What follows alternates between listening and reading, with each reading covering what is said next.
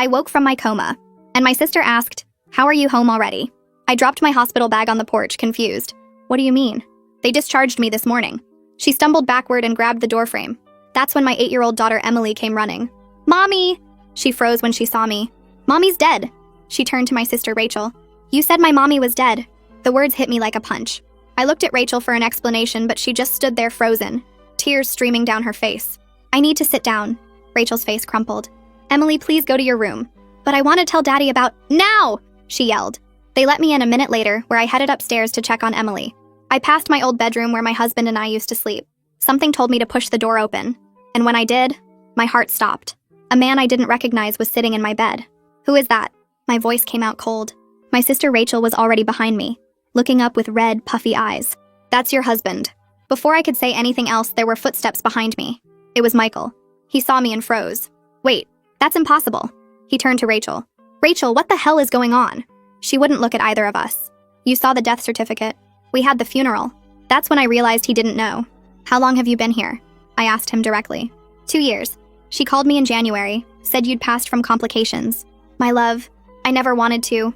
"I'm sorry," Michael announced, following my gaze. I saw the ring on her finger and turned to Rachel. "You married him?" She was crying, but I didn't care anymore. "You put our children through grief counseling," I said to Rachel. "You made them think their mother was dead. You made them mourn me while I was fighting to wake up. The doctor said you were brain dead," she started. "They said there was no hope." I had to grab the table.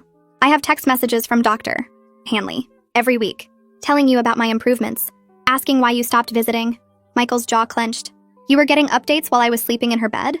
Did you freeze my accounts?" I asked, pulling out my phone. "I tried to get a cab from the hospital and my card was declined. Everything's gone.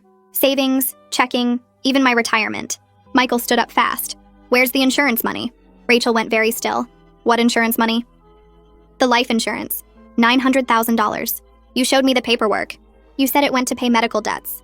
I pulled out my phone and showed him my medical bills. All unpaid. "The hospital forgave the debt," I said flatly. "Charity case, because my next of kin claimed poverty." Rachel was sobbing now. "I was going to fix it.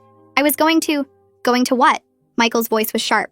"I watched my roommate die in that coma ward," I continued. "Her family visited every day. Do you know how many times my children visited in 3 years?" Rachel wouldn't answer. 12 times. The nurses kept a log. 12 times in 3 years. "I thought I was helping them move on," Michael said to me. "Every time I tucked them in, every school event, I kept thinking, this is what their mom would want." Rachel tried to stand. "I can explain—" "Explain what?"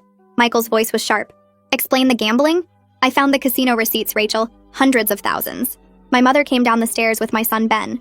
"Why is everyone